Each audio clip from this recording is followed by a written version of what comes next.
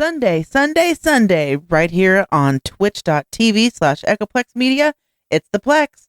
7 p.m. to 9 p.m. Pacific and on into red light. We have the worst news in the week that no one else will cover. The Plex has it all. Conspiracy, right-wing nut jobs, Christian extremism, and Madison Star Moon. Tune in every Sunday at 7 p.m. Pacific at twitch.tv/Echoplex Media and find our full schedule at echoplexmedia.com. At some point, we are going to have to do a whole show about how good this show sounds.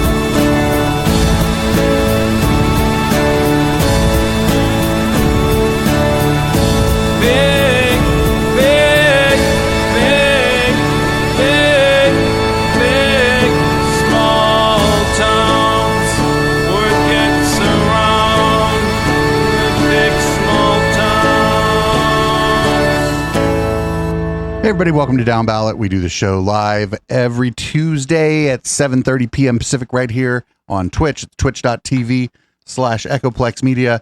I was prophetic. I played the theme song to another show because it was appropriate for the times. And then we had a technical issue, which we needed about another song to fucking correct. So here we are. What's up, Councilman?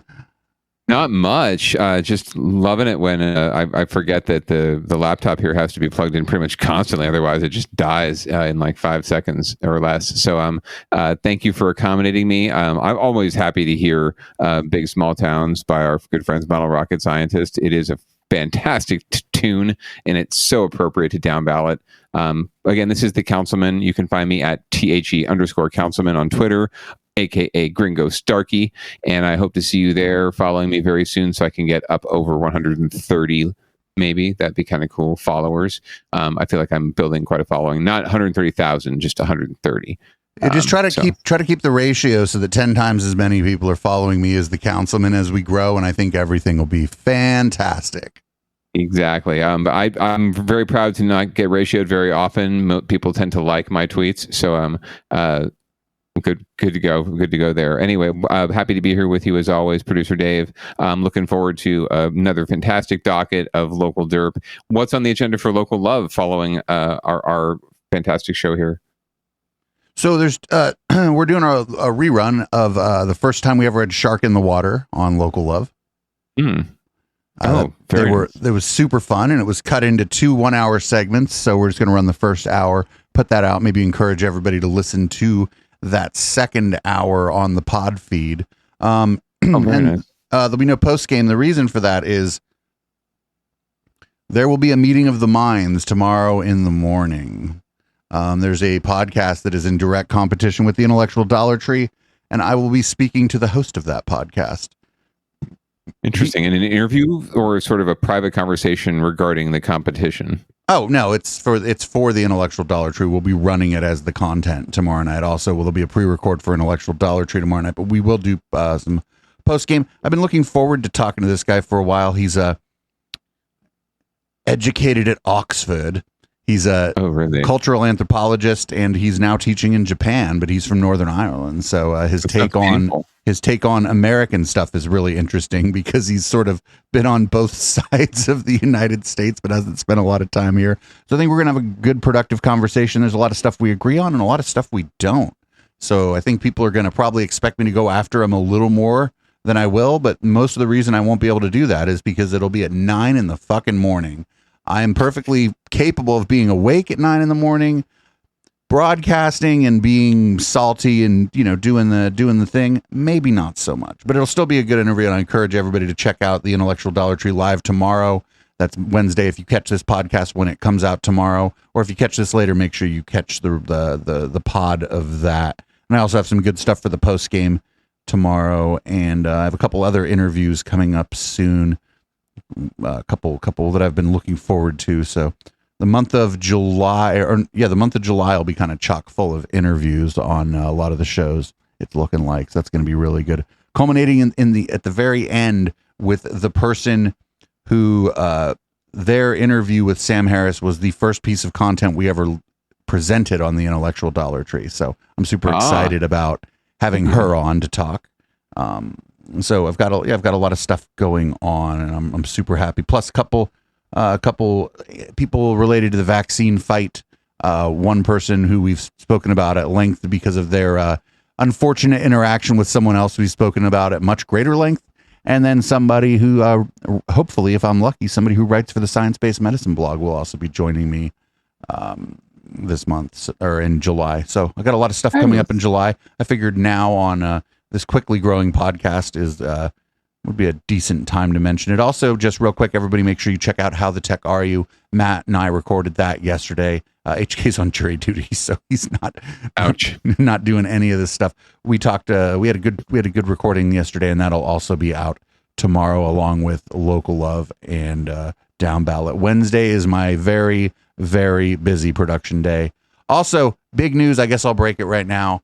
I will be moving into the same house that the Media Wench lives in on August 1st. Dun. And we'll be building out a fucking studio in the garage. See it now. Where there will be a shelf for the bongs.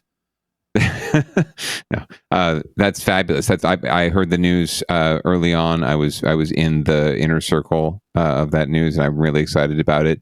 I only wish I could be there to help you demolish and rebuild and assemble the great studio. But as you know, the good wife and I are also going to be going through our own sort of transition as well. But I'm excited for you and for the network. Any ideas you have, even if you're not there to implement them, will be well appreciated. Because we're definitely going to try to, because there's so much more space, we're definitely going to try to make the studio space be an upgrade. Even though we're not upgrading any of the equipment, I don't think the cameras and the sound are really limiting. It's just the goddamn square feet in this room. Yeah, I mean, at some point we're going to have to do entire show about how good this show sounds, right? At some point we are going to have to do a whole show about how good this show sounds. Who the fuck is that guy? So anyway, enough meet and greet. Let's go ahead and get to the docket. What do we have for leading off? Well, everyone's familiar with the honey badger meme. So listener, there's a whole other thing. Did you ever hear my conversation with Honey Badger Radio? Oh God, is there a wholly separate Echoplex related honey badger meme? Oh, we're not even going to get into it. You should check it out when you get.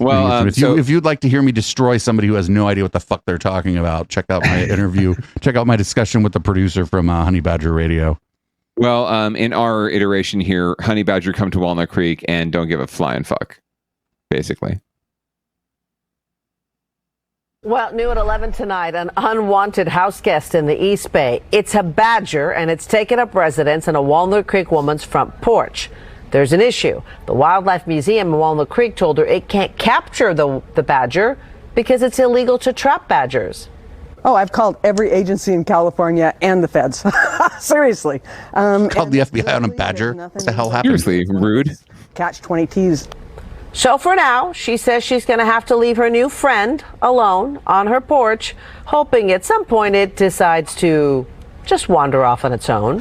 Pretty interesting there. Pretty interesting, Raj. Yes, so we'd always like to start off with something a little bit light, perhaps, on a down ballot. And honey badger just don't give a fuck, right? Walnut Creek, Redwood City. It's like we're seeing mountain lions invading our suburban paradise here. Have you seen any wildlife in your neck of the woods, producer Dave?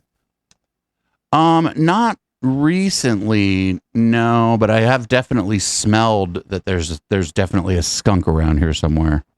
Oh, most def. And we've had a raccoon family that's wandered through our yard most consistently here, the good wife and I. We even had a possum that I've always known them to be pretty nocturnal and docile for the most part and scared more of us than we are of them. But one of them came right up to our dog door one night, like right up to it, like sniffing it, like thought about coming in even. And I was pretty put back by that. It was right in the light too. There was a porch light on too. So I think these folks, as we encroach more into their turf, I think they're going to get more. They're going to encroach more into ours, and good riddance. Frankly, I mean, we've pretty much taken away most of their usable land. So except for the sewers, I suppose. So why not pay back? So this is the payback we get: badgers and bears and mountain lions. Oh my! Yeah, it's. I don't know. I guess if it's illegal to trap a badger, it's illegal to trap a badger. But I don't know. Like if that shit was on my porch, I'd be pretty upset. I'd be jumping out the studio window to get outside and shit. I do not want to tangle with one of those fuckers. I feel like there's some sort of direct correlation between the cuteness of the animal or the general, whatever perceived cuteness of the animal and the laws around it. For example, like you recall the Porkopolis, right, in San Jose, right? The Johnny Camus and vendetta against all wild pigs that were tearing up Almaden porches and in front yards, right? So if they're ugly wild pigs and they're tearing up Almaden, we can euthanize them. That's what the city council had an emergency ordinance to do. You can shoot them.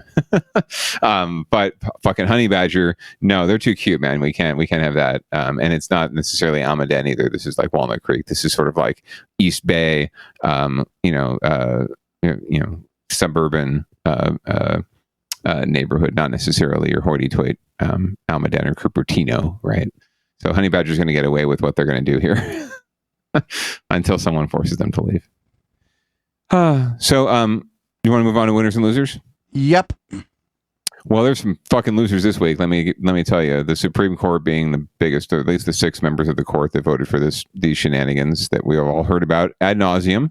But we've got some local angles here and some coverage of local lifers, pro-lifers, who were pretty stoked about the whole thing. And we're going to hear what they had to say and try not to vomit on the other side.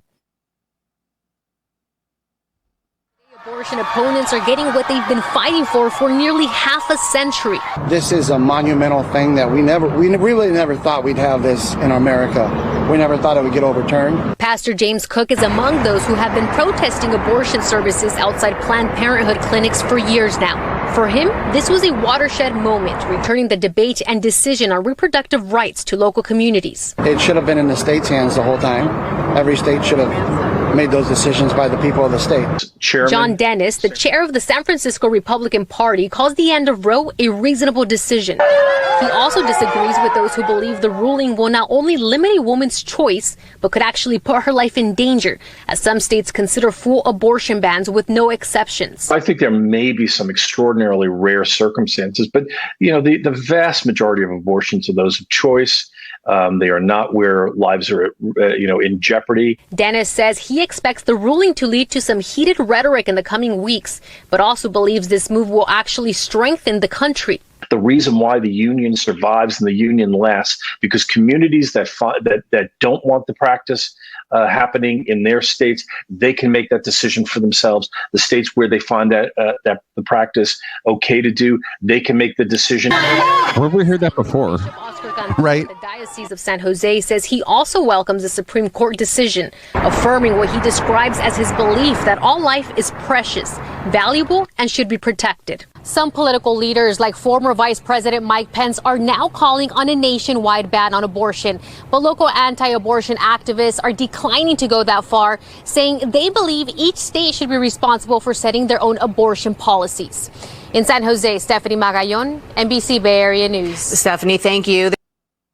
Well, what I really like is that the anti-abortion activist, the pastor who they interviewed, he's all for the states' rights too. The funny thing is he lives in California, where obviously we're going to do everything we can to defend abortion rights. In fact, there's going to be a ballot measure that you're all going to be voting on in November, listener and viewer, to enshrine abortion rights in the state constitution. So. What is the threshold do on a ballot measure for a constitutional ballot measure? Is it higher than 50? I'm going to say it might be 2/3, but it is being put on by the legislature. Like the legislature has voted to do this, so it could be that it's only a 50% measure. I'd have to look that up. We'll find that out during ballot box bingo closer to November. But I'll get the input on that. But yeah, it might be 2/3. I don't see that in California. I think it could easily get to that threshold. Abortion rights, I want to say, poll incredibly high in California. I think it's almost, nationwide, isn't it pretty damn close to 2-1? It is. It does vary widely state to state. I mean, there's plenty of states where it's either closer to 50 or it's below 50% support choice, that is. But yeah, for the most part, it's a pretty wide margin. So we shall see, but you will have a chance to, as Californians, we will have a chance to defend that right come November. So get ready for that. And that's predominantly because we have a overwhelming 2/3 majority, just about, in each house in the state legislature of Democrats who are willing to push for these things and get these things done. So elections matter. We've pretty much made the Republican Party irrelevant in California for the most part. So good on us. Keep going. And not for nothing, as the Republican Party has become more and more irrelevant in California, they've become more and more, let's say, unhinged. Yes, I mean, the fact that the chair from San Francisco was on the air, supporting this decision and basically saying that we should treat it just like slavery. I'm cool with it. We're cool with it in San Jose. Maybe you're not cool with it in Campbell, man, but we'll totally do bondage here. That's cool. Yeah, I mean, it was weird that they chose to interview people who were, for the decision for that segment. But this is sort of the way local news works anyway, right? They're going to want to run the segment that is going to be like a little bit more inflammatory to maybe try to get more clicks or more views or whatever. Yeah, I mean, and to their credit, there were plenty of stories we could have pulled onto the docket about the decision and the consternation of us on the left, right, and in the middle about it.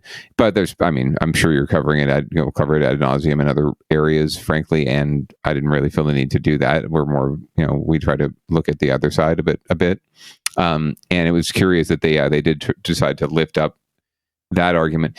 Like in a typical news story, right? It would be both sides in the same story, right? You would have, these are the folks that are all about this. These are the folks that are against this. Here's where they differ. You decide, right? That's journalism. This is more like, we've done all these stories about how this is really bad. We might as well do a story about the people who are, who support the decision. So it's almost like throwing them a bone. But it does lift them up, and they're wrong. So fuck them. Yeah, absolutely. Absolutely. And as this comes in, I guess it's a time to celebrate America. Yeah, well, it's time to celebrate elections. So go out and vote. But first, fireworks. Yeah, we can kind of tell that 4th of July is coming. Is later in the evening lately when the window's been open. Here, people have been able to possibly hear the fireworks. I don't know. The setup here is pretty good and blocks out a lot of background noise, but I'm sure that some of the louder booms have definitely been audible on stream. So the stuff that we've been hearing in the background during the late night here are probably not the kinds of fireworks this news story is going to be about. Well, I don't know exactly what safe and sane fireworks are, but we're going to find out thanks to NBC Bay Area. Well, just in time for the upcoming 4th of July holiday weekend, fireworks go on sale today in a few more of the Bay Area cities that actually allow them. That's right. Today in the Bay's Bob Riddell joins us live from Dublin this morning with a warning from firefighters. I'm always surprised that they're still allowed to sell these, Bob. Good morning to you, Laura and Marcus. And that warning from firefighters is that safe and sane, even though they are legal, they can still cause wildfires. So they want you to be very careful about where you set these off. Starting today, fireworks stands like this one here in Dublin, they will open up. Also in Pacifica, Tracy, which of course is in the Central Valley, just over the Altamont, the city of San Bruno, and Sassoon City. Those are 5 cities that will start selling safe and sanes today through the 4th of July holiday. Now, just because your city sells safe and sanes doesn't mean you have free reign to set them off anywhere you want. You want to check with your city first. Case in point, you might recall this 120-acre brush fire in Pittsburgh from a couple of weeks ago, where fireworks of any type are illegal. Confire says that was started with illegal fireworks. Several hundred people had to be evacuated as the fire came very close to their homes. Fortunately, no one was hurt. There was no... Not for nothing, to evacuate a person means something gross. You evacuate buildings, not people. Yes, I don't want to be evacuated. All fireworks, as I mentioned, are illegal in Contra Costa County, including the safe and sanes. Confire says even the safe and sanes, as we were mentioning earlier, can lead to wildfires. Something to think about if you live in an area where safe and sanes are allowed. Last year, Cocoa County strengthened the penalties for using fireworks, including new rules that will hold property owners liable for violations. And for example, in the city of Brentwood, which is in Contra Costa County, possession of fireworks can lead to a felony charge, a jail time, and or a fines up to $5,000. Brentwood PD says it will be taking a zero tolerance stance if anyone is caught with fireworks in their city this 4th of July holiday. And by the way, you can check with your local city wherever you live, but there are a number of cities and areas throughout the Bay Area that will be hosting some sort of fireworks celebration this upcoming weekend. Reporting live here in Dublin, Bob Riddell, Today in the Bay. Yeah, there's always like a pretty elaborate fireworks display happening like on the street I live on. And it's like an episode of The Wire where there's people like on the corner, like looking for the cops. And this is an amateur deal, right? Like, this is not a professional show. Yeah. This is the neighbors coming out and doing a show. Yeah, like I said, it's like an episode of The Wire. Yeah. Like there's kids. There's kids all the way at the end of there's kids all the way at the end of the street warning the people setting off the fireworks with the cops are coming. Yeah, for sure. Well, and at the end of the day, they can tout out the big shows and the professional shows all they want. The downtown show is back in San Jose. There's even our good friend Matt Mahan got some funding for an Almaden Lake, a fireworks show for all you folks in South San Jose who can't make the horrible trek to downtown San Jose. or just scared of like the black people. I don't know. It doesn't do anything to reduce the number of neighborhood displays and amateur shows and just people lighting off fireworks in their backyard. People are people. And like we've talked about a million times, right? Cities are cities and people are people. And this is just the shit you're going to get, right? In cities of our size and urban areas of our size. So let's, unfortunately you got to kind of deal with it. Most cities have banned fireworks entirely. Like for example, San Jose, you're not allowed to own, sell, set off anything, right? Except for the professional displays. And there's up to fines of like $1,000 to $3,000. There's social host ordinances, meaning like if you host a thing at your house, even if someone else is setting stuff off and you didn't sanction it, if it's at your house, you get fined, right? So they've done all of this, but it's not curtailing the problem. And it still sounds like, a freaking war zone out there. Not to make light of any war zones, but it does on most 4th of July and New Year's Eves. And our dogs and our pets pay the price, honestly, because they're the ones that get freaked out the most by it. There's not much we can do to stop it. So it's interesting to see them continually to try. So I do think that it's kind of interesting that these sort of like places made out of entirely concrete and stucco are the places where it's all banned, right? But the places where it's not banned are going to be places where the risk of fire is going to be higher than where they are. Like, you know what I'm saying? San Jose is not going to catch on fire because of amateur fireworks. But as you get out further, places where it is legal, there's a lot of fields and just like trees and like more stuff to catch fire. And it seems kind of upside down the way that it's enforced, or like just where they're making the rules. I mean, maybe we shouldn't be doing these things in an amateur basis at all, because they can be, it can be dangerous. You can hurt yourself and you can set something on fire. But just to me, it's like, you never hear when there's a fire where thousands of acres burn. It's never thousands of acres of the city. The fire has nowhere to go in the city. Right. Although that's really what they're trying to prevent is like, property damage, right? At the end of the day, they don't give a shit about, crops or trees or acres and acres of, wilderness. And other animals' habitats that get burned up, right? They just we care about like, did the neighbor's house get burned down? Did our, what's the dollar amount for property damage? That's what they want to know. So, at the end, it's interesting. You're right, though. The more rural your community gets, the more lenient they are with fireworks. And like the bigger a threat they are to your community.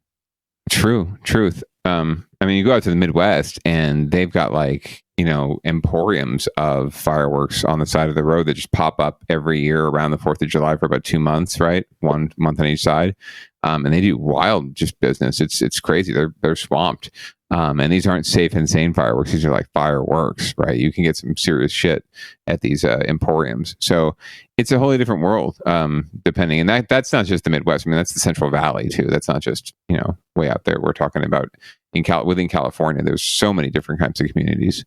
And you see different kinds of regulations everywhere. So like, it just occurs to me, like, I don't know how on earth you would light the financial district of San Francisco on fire with fireworks, right? True. Yeah. It's maybe Millennium Tower. Well, you just hit one of those. You just hit one of those with a bottle rocket, and it's going over. Yeah, exactly. I just lean against it, right? Light a cigarette late one night, lean against it, and it's just toppling. These firework stands where it's like no smoking. I'm like, I can't believe you have to put that warning on your firework. 100%, you have to. You absolutely have to for liability reasons, if nothing else. Right, but I just can't believe that. Like, I just can't believe that anybody would be like, oh, I'm gonna light myself a cigarette and go buy some fireworks. Absolutely. Are you kidding? Oh, for sure, man. There's people probably chain smoking behind the desk at these places. Like, I don't doubt it. Yeah, for sure. People don't think about these things. Don't give people too much credit. Don't give people too much credit. People are dumb. Sir, this is America. This is America. This is America. People are dumb, sir. And the voters especially. I'm not one of those people that tries to give the voters more credit than they deserve. They don't deserve any credit. They're dumb. They have a running gag on the Majority Report. It's called Sam Blames the Electorate. I'll blame the electorate, the apostrophe electorate. All right. Well, enough about fireworks in America. Not for nothing, they do fireworks at Great America. They do. This is about Great America.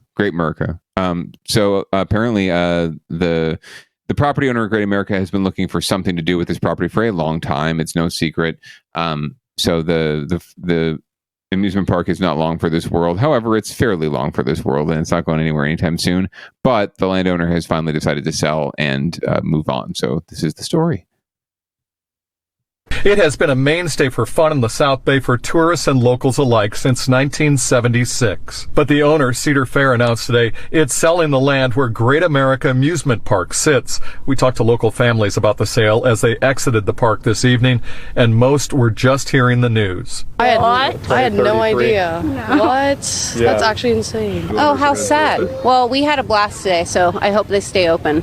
The park will remain open and operating as is until its current lease expires in 2033, but it still comes as a shock to longtime South Bay parents who have been enjoying the fun here since they were kids. And I've been coming here since I was in junior high, so yeah. Oh, wow. So you have a lot of memories here. Correct. Maria Villamunta's son Jacob just got a season pass and has been having a blast on the water slides for the past 2 days. I think it's very saddening. It's been around for a long time. It's going to be a big change, but we'll enjoy it while we can.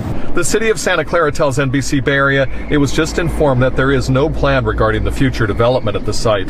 In a written statement, Santa Clara Mayor Lisa Gilmore said, "On the surface, it appears California's Great America will not change in the short term. My hope and goal is to keep California's Great America there as long as possible in the long term." Levi Stadium and then all these other corporation buildings, so hopefully there's like a place for the children. The new owner, Prologis, tells us it looks forward to working with the city and others on a long-term plan for the property.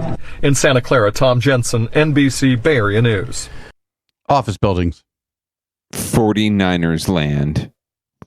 Office buildings. Or that too. Or housing. Ooh, mixed use luxury housing. Mixed use. There you go. Good ideas. It's going to be mixed use.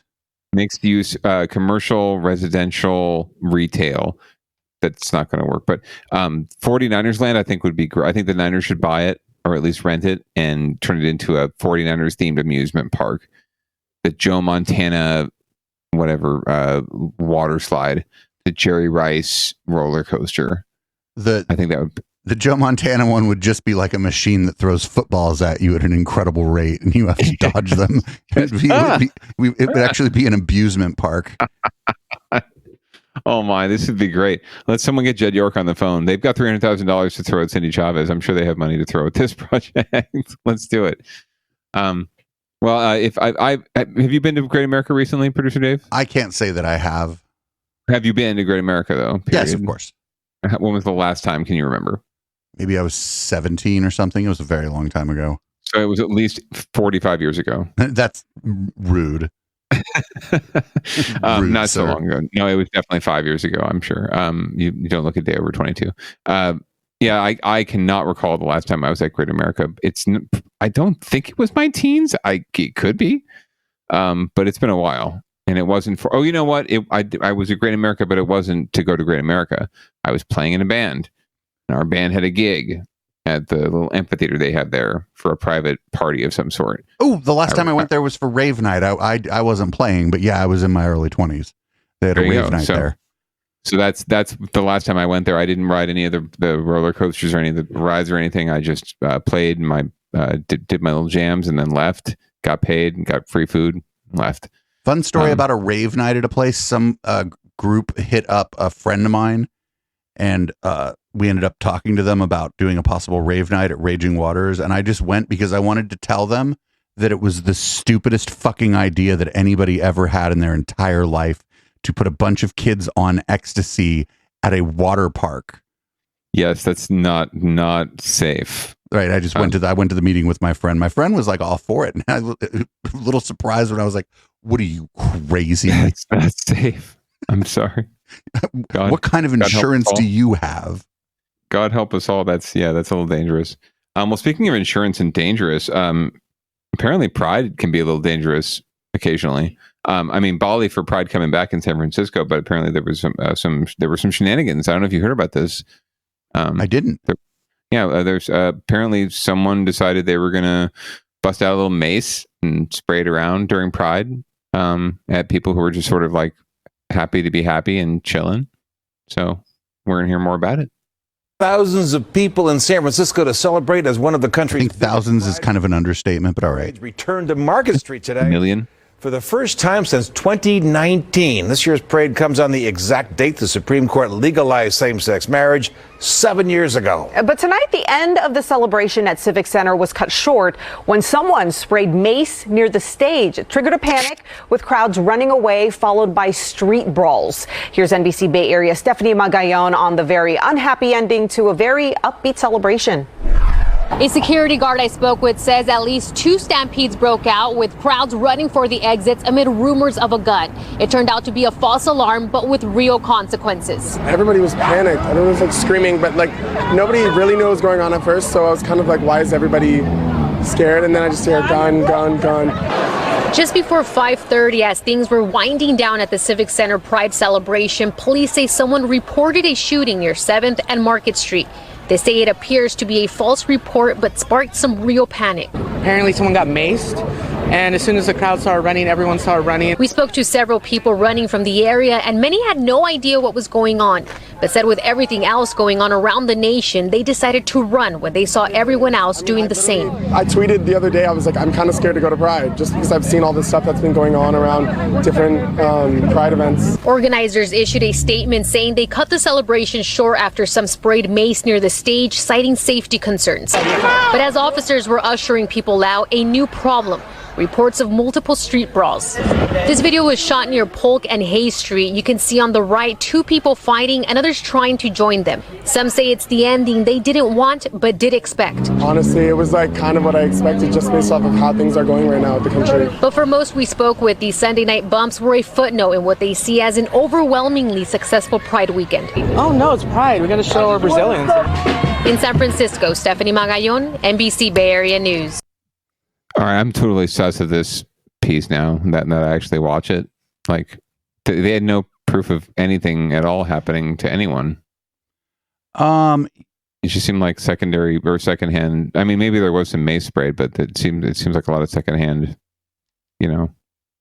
Right, and like, if there was just like one fight that broke out at a party that big, that's pretty fucking good, right? Like, yeah, I would say so, man. 1 million people. Anytime you get 1 million people together. I mean, probably not 1 million, because I think a lot of people were like inclined to stay home just because of the pandemic. Maybe some people weren't like in the going out mood. Plus, some of the stuff we've seen going on around different Pride events and some of the queer moral panic going on.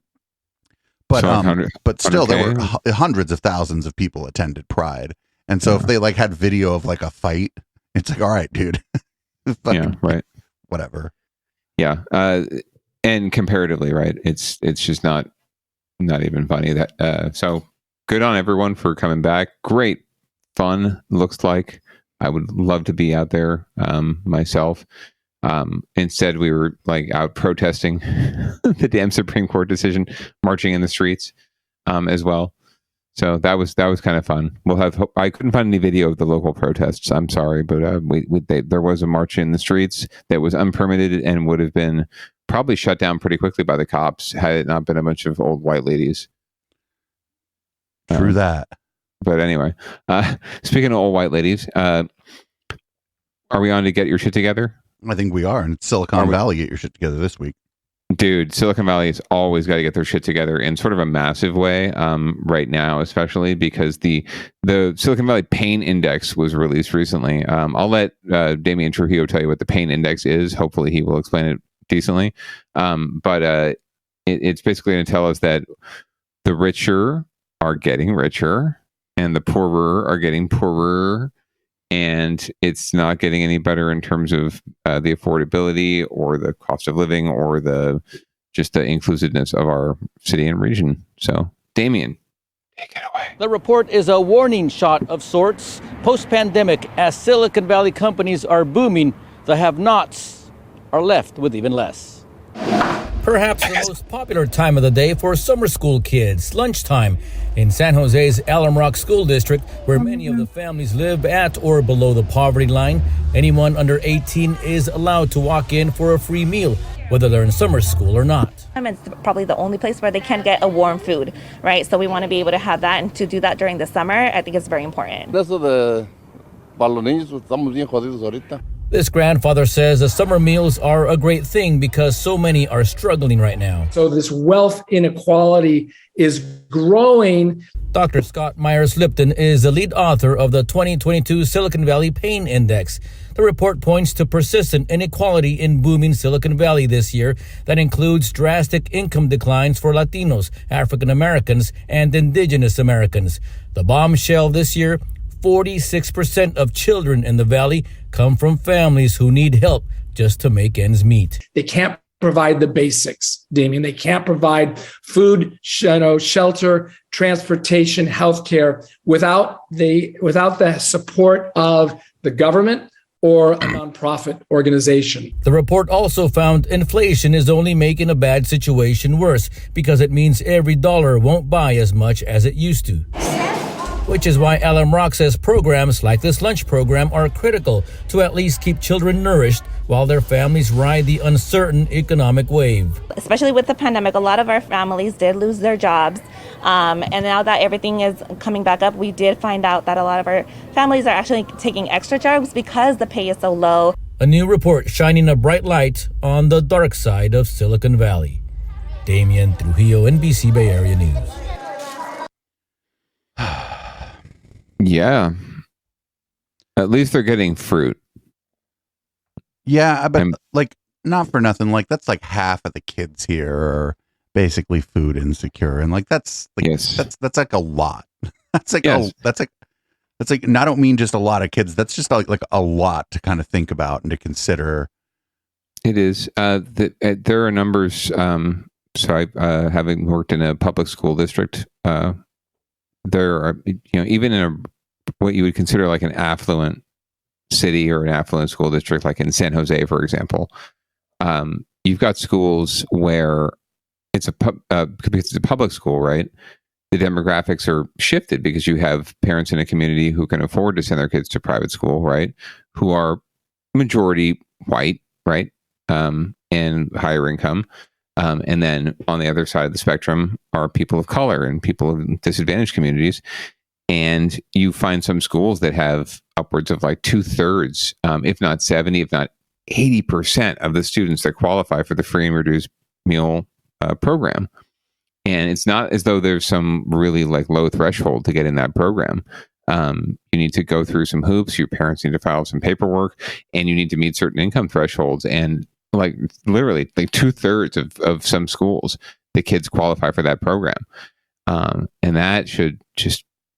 that alone should make people really question where our priorities are in terms of funding for public education and for just supporting our children. Forget the education portion, even like just the care portion, keeping them fed, keeping them nourished, so that they can learn, so that they can be fully active participants in society. Because if you don't have shelter, if you don't have food, how in the world are you supposed to do anything else if you don't have the basics?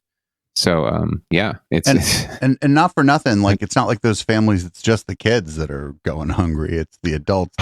And then they're expected to like go work 10 hours and then like while they're at work, like okay, so like they got to go grab lunch at work. Okay, maybe you can pack lunch, but still like, yeah, not for nothing, like it's bad. And it's like this self-perpetuating thing where, if you're not getting enough to eat and you're at work, then your performance is going to suffer, and then you may be less likely to get promotions, less likely to get raises, possibly likely to lose your job entirely. And it's just this nasty cycle. And people talk about it a lot, and it's sort of like a cliche or whatever, but it's expensive to be poor. You end up taking out payday loans sometimes because you really don't have much of a choice, and then your next paycheck is sucked up by the payday loan. When you're eating food, but the food isn't really, you're not getting a lot of fresh fruits and vegetables. if you're a person who eats meat, you're not going to get a lot of high quality meat, and then you just, your health suffers as a result, and then as your health suffers, your income's going to suffer, and then you're going to I could just keep going in that spiral forever. Yeah, you're talking about the, what do you want to call it? The recidivism of our socioeconomic system, right? This is exactly what this is about. Why certain communities cannot accrue wealth is exactly what you're talking about, right? It's expensive to be poor. Like, you're spending more money than you're taking in constantly, whereas the wealthy just keep getting wealthier because they're making money off of investments and property and things that, and interest, right? They're making money for doing nothing. Whereas the people on the lowest end of the economic spectrum are working double and triple time to make basics. And even then, they're not making the basics. I mean, you think about the minimum wage. Oh, great. We're at $15 minimum wage. Fan-fucking-tastic. Multiply 15 by 40 and multiply that by 52. And you're somewhere in the $25,000 to $28,000 range. That's not going to get it done in San Jose or Silicon Valley, right? At all. You were definitely on CalFresh at that point. You were definitely on Obamacare at that point, because there's just no other way. And that's what's got to change, because you're right. Until you change that dynamic of it being more expensive to be poor, there's no way that the poor are going to be able to save up enough wealth and accrue enough wealth to pass on to their kids and to create this sort of generational rise that we talk about in terms of the American dream. We like to talk about. That doesn't exist anymore at all. Like, people say it's going away. It's gone. It's fucking gone. So if we're going to bring it back, we have to really rethink that entire model and get more equity and more reparations, frankly, into the system somehow. And also, you think about, if somebody is, let's say somebody is an exceptional person, a good problem solver, hard worker, whatever metric you want to use, right, for somebody being an exceptional person. Now they're working 3 jobs. Are they going to have the physical or cognitive capacity to excel at any of those jobs? Oh, sure. Or at the end of the day, have any energy left to give to, nurturing their children and giving them a strong home environment, right? And participating in their education and all of these things that, frankly, white parents have the freedom to do, at least one of them typically, right? Yeah. At the end of the day, are they even going to know their kids, right? Think about that. Having 3 jobs. I can't even begin to, I know I have enough jobs that it's pretty much like having 2. But I can't imagine spending any less time with my family, right? And not feeling completely just ostracized from them. So I don't know how. Yeah, when I was I guess 12 or 13, and my mom went to work, I thought it was the coolest thing in the world, because I got to go home. Nobody was home, right? I thought that was pretty cool. I got, I turn up the stereo, do the thing, but that's and I didn't know. Yeah. Right. She didn't have to go to work. She wanted to go to work. She's a fucking software engineer. She was like, I would like to work. Thank you very much. Yeah. And, it never, when I was a kid, it didn't occur to me that when that happened, that I thought that was cool. And it never crossed my mind that it could have been this the whole way. And how would I have felt about this when I was 7? Right. Right. And you don't really appreciate it until, it's one of those things. I hated that expression, and you hate it when you're young, right? When you're older, you'll understand. It's fucking true. It goes without saying. It's not like someone's a genius, like your dad or your mom wasn't a genius for saying, when you're older, you'll understand. Of course, that's just how it goes. You learn things, hopefully. Right, because they didn't understand some shit when they were younger, and they're aware of it now. Right. And absolutely, we're learning faster than our parents were every generation, right? Our kids are going to know more than we've ever, learned before they're in kindergarten. And that's great. But there are certain things about life that you learn to understand, come to understand as you do have the experiences, right? And that's one of them, is that, for the love of God, save. Don't spend, don't go out and do fun things, live a life, but don't live with reckless abandon. Make sure that you're putting away what you can and preparing for the future, because it's not just about you. And it's not even really about your kids necessarily. It's just about your people. like protect your people and save, and don't listen to the man. Don't listen to me. Don't listen to the white man. All right, let's move on to Down Ballot Watch. What's going on with Lowell High School? That's San Francisco. Speaking of the white men, I know this is in San Francisco. So, of course, we're familiar with the recent recall of San Francisco Board of Education members. A portion of it had to do with their approach to admissions and wanting to keep things equitable and fair and for the most part, balanced.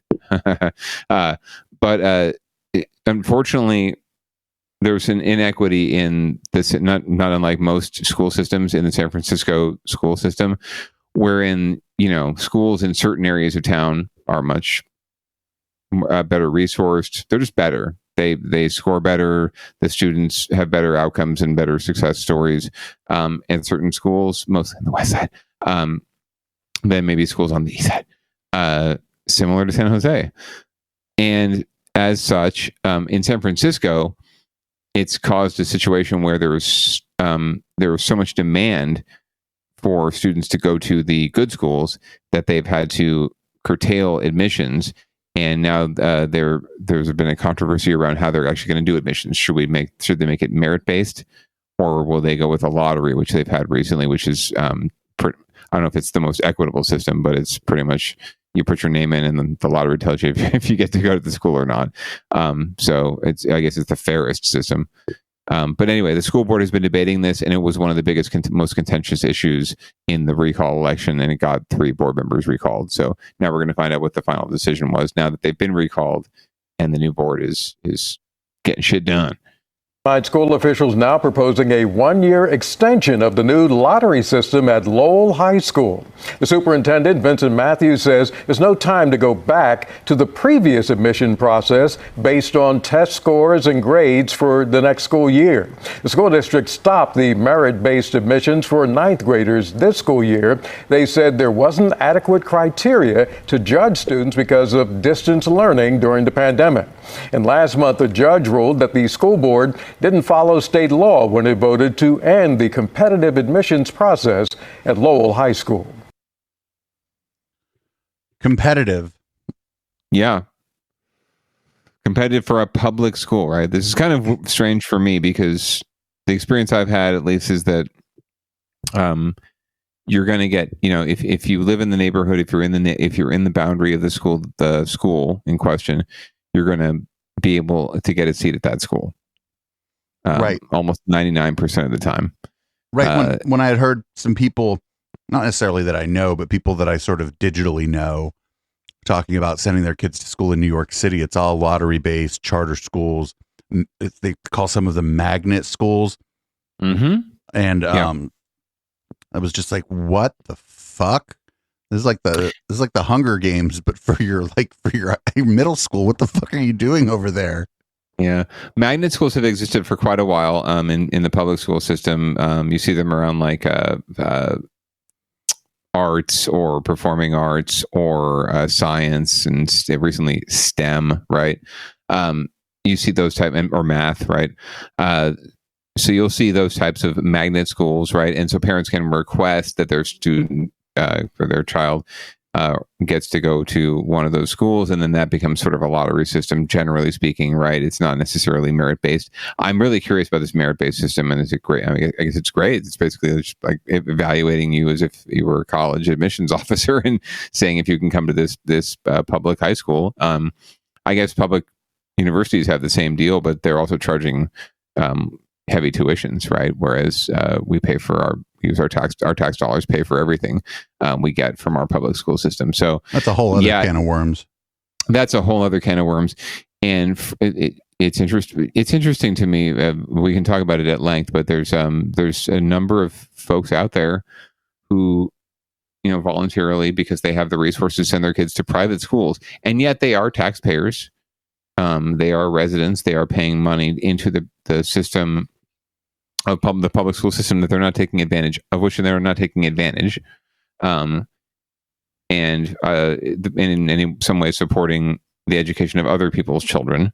And interestingly enough, just from experience, they don't seem to care. They don't seem to care that that's happening. They take it as a sort of fine. Like that's just the price we pay for living here is that we're paying money to educate other people's children, but we're going to do what's right for our children in the meantime. And that to me just it computes on the bottom line, but it also just it seems really crass and really, really cynical. And I've tried many times to convince these parents that they should get engaged somehow in the public education system, even if they're not going to send their kids there, because they are taxpayers. They do have a vested interest in improving outcomes for the entire community, not just their kids, because a rising tide does lift all boats. It's absolutely true, 100%. So the better that the lowest person on the rung is doing, the better the entire community is doing. Especially at the schools. And another thing that's going on there is the kinds of families that send their kids to public schools would be the kinds of families who would have a little bit of extra time to spend engaged with the public school in hopefully positive ways, because we've seen people engaged with the public school system in very negative ways throughout the pandemic. But the kinds of parents with that kind of resources are also going to be able to take a day off.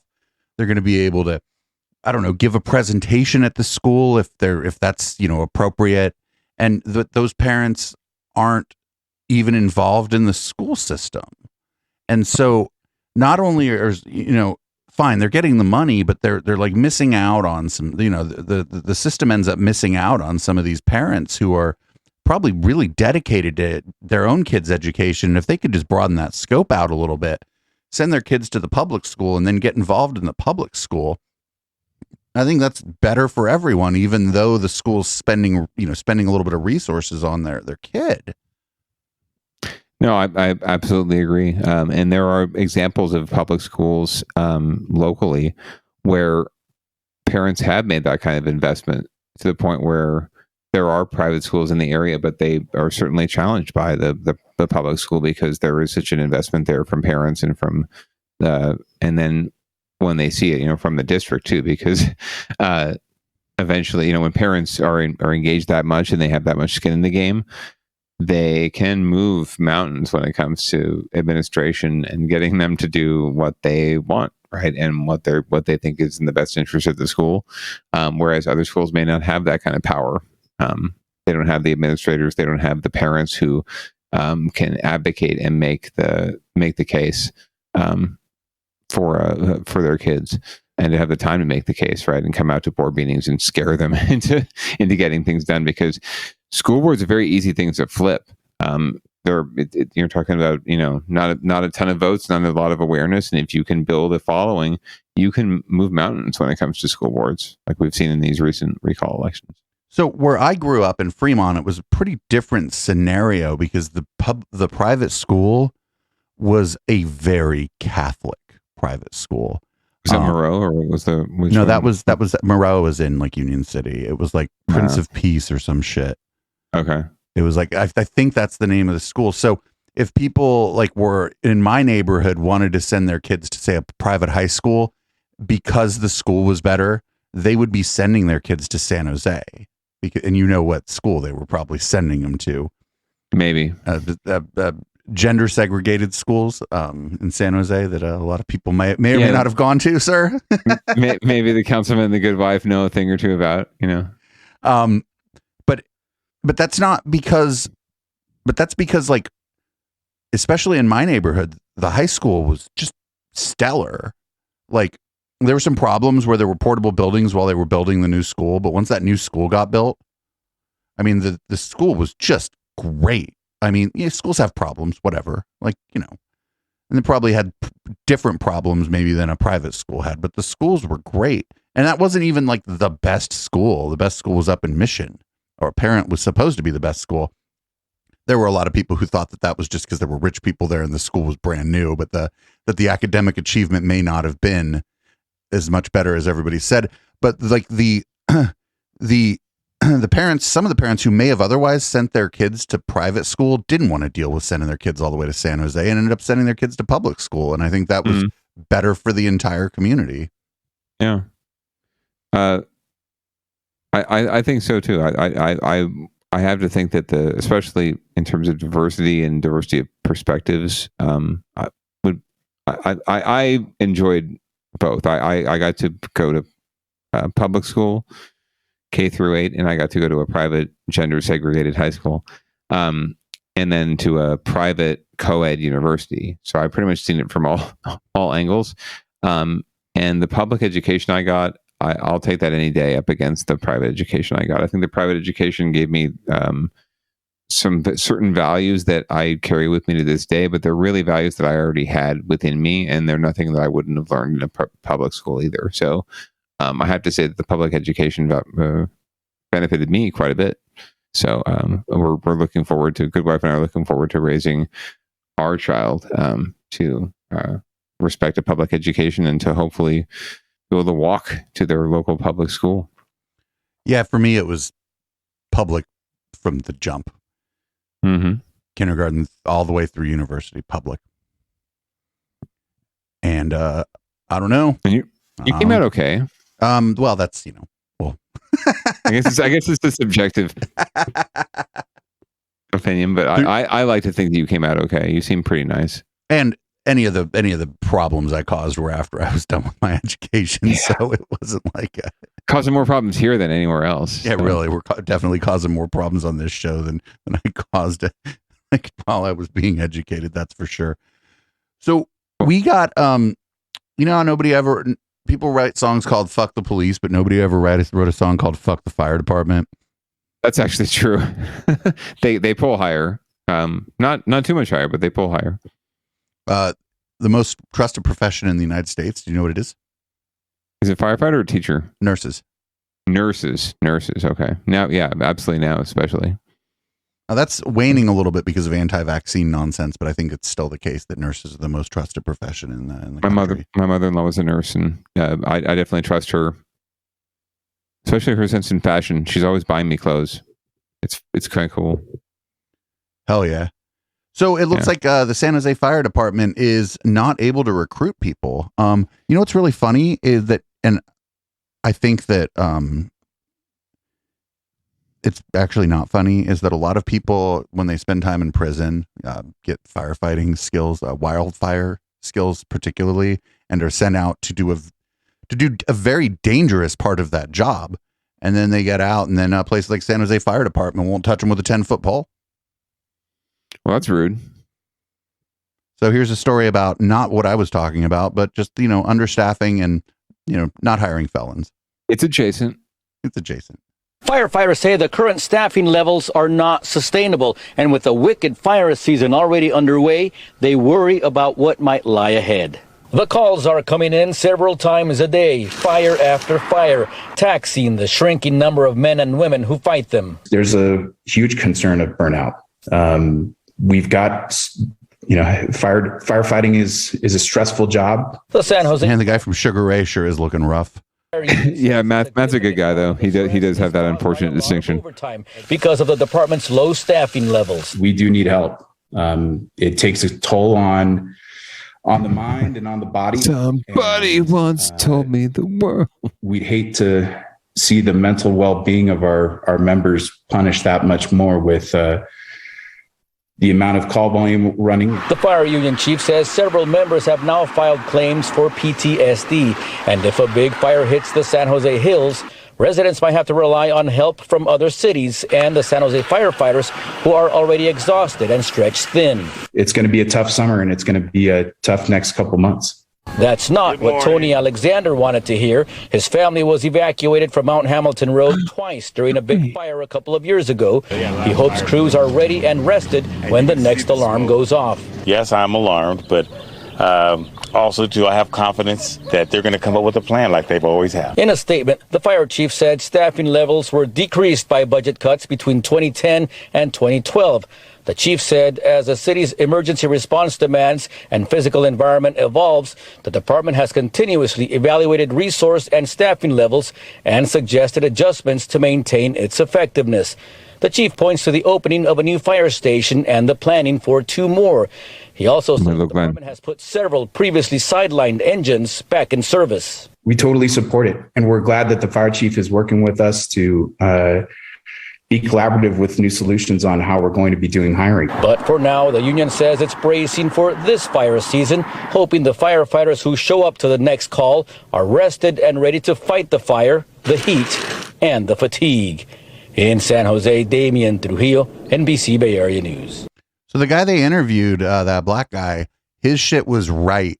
His house was ready for fire season with brush cleared, like not a lot of vegetation, a lot of vegetation that stays green all summer long. That guy has definitely had a few fire scares based on what I saw at his home. Responsible community member. That shit was on point, like exactly how it needs to be, so that when and if and when it does happen, you're giving the firefighters a fighting chance to save your home with a. In fact, maybe the fire just skips your home because the path of the fuel doesn't go through your home. So good on him. Good on him for properly preparing his property for fire season, or maybe that's just how he keeps his place. So good on him.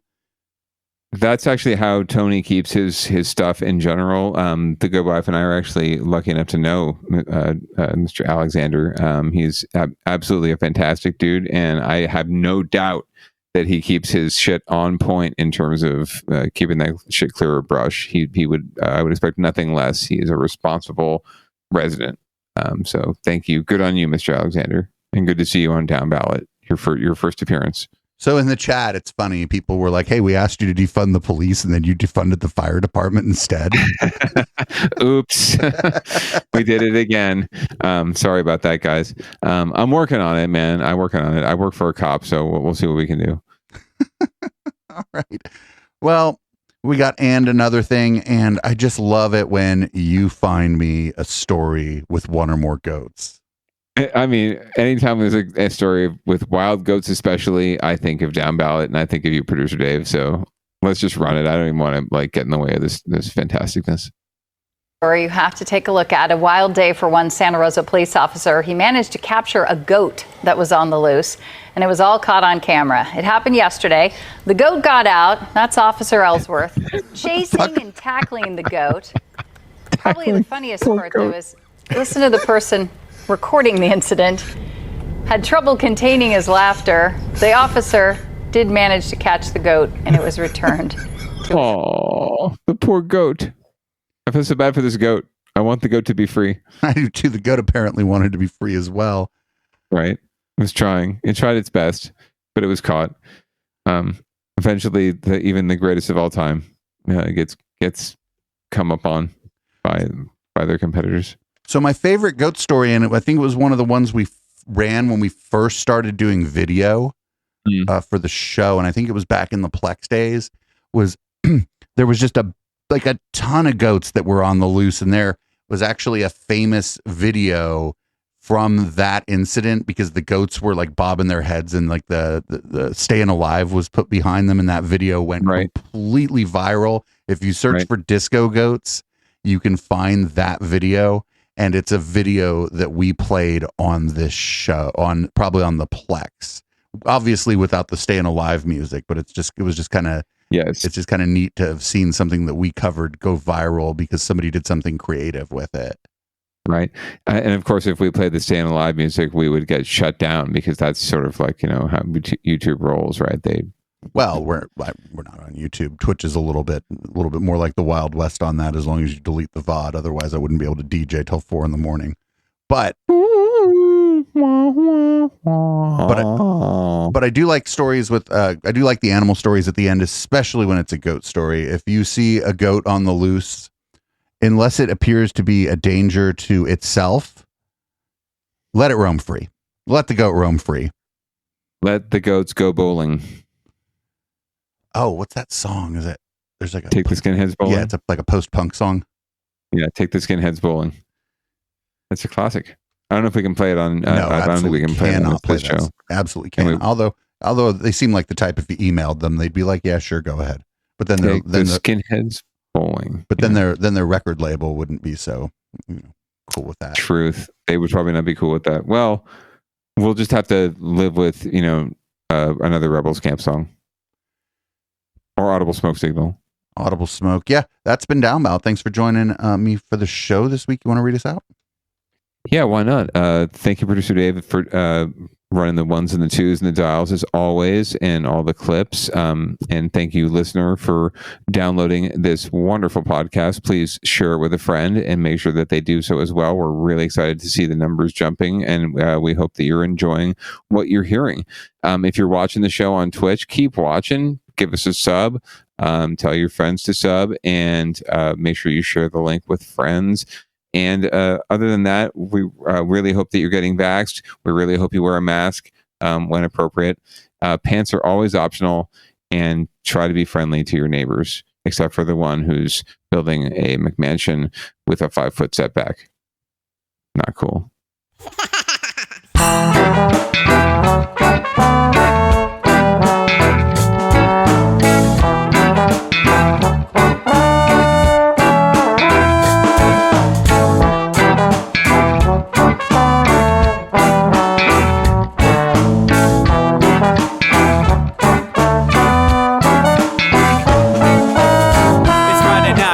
Time to get the party started. Pick up my phone just to check and see who's calling. Dress up real nice for the ladies at the bar, and I'm driving in my car just to get to where they are. Here at the local scene is where I plant my feet. It's where I smoke my cigarette and I hold my drink. I look at all my friends, they're all blazing green. Here at the front of the stage waiting for MTV. Where are those guys who's standing next to me with a pipe in his hand ready to blaze for me? About 5 minutes later we're all singing Queen. Now get the fuck up on stage, man, rock the scene, yeah. We do what we want, and what we want is to jam. So sit back and enjoy the band.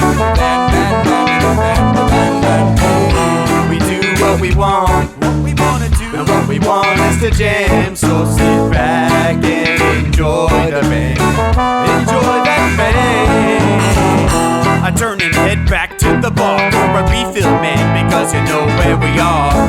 We're headed out to the car to smoke another one and another one. Now just when the magic starts kicking in, I hear relapse playing, you know it's time to head in. Alright everybody, now it's time to grab a new drink. Spark it if you got it and then pass it to me, yeah. We do what we want, and what we want is to jam. So sit back and enjoy the band. We do what we want to do, and what we want is to jam. So sit back and enjoy the band. Enjoy that band. Last up on the bill for the show tonight is Down and Dirty at 5, so we're headed outside to spark up another joint. Now who's got my lighter? Stoner E, of course, shouldn't you be inside? I'm all up in this bitch, being who I gotta be. I'm fucked up like the U.S. economy. The truth is that I don't think logically. Stoner E take you on a psychedelic odyssey. Now inside motherfuckers is rocking me, and outside shit we smoke a lot of broccoli.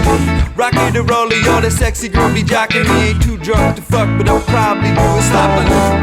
We do what we want to do, and what we want is to jam. So sit back and enjoy the band. Enjoy the band, enjoy the band. We do what we want to do, and what we want is to jam. So sit back and enjoy the band. Yeah, yeah, yeah. Molly say that he like jamming, and he hope he like jamming too. Well, I gotta say, thank you, Bob, we do. Yes, I gotta say, thank you, Bob, we do. Well, Bob Marley said that he like jamming, and he hope he like jamming too. Well, I gotta say, thank you, Bob, we do. Yes, I gotta say, thank you, Bob, we do. Yeah, we do what we want, and what we want is to jam. So sit back and enjoy the band. Yeah, we do what we want, and what we want to do, what we want is to jam. So sit back and enjoy the band. Enjoy that band. We do what we want to do, what we want is to jam. So sit back and enjoy the band. Enjoy that band. We do what we want, and what we want is to jam. So sit back and enjoy the band. Yeah, yeah, yeah. Just sit back and enjoy the band. So sit back, just sit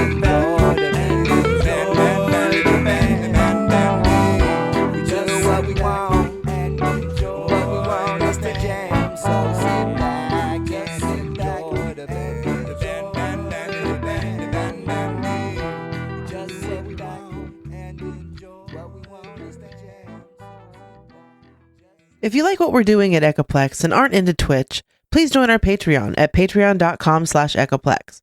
For $5, you can get every show from beginning to end sent to you as an MP3, even the stuff we bleep out because it's too spicy for Twitch. Echoplex would not be where we are today if it wasn't for the community support we receive. Find out all the ways you can support the show at echoplexmedia.com/support.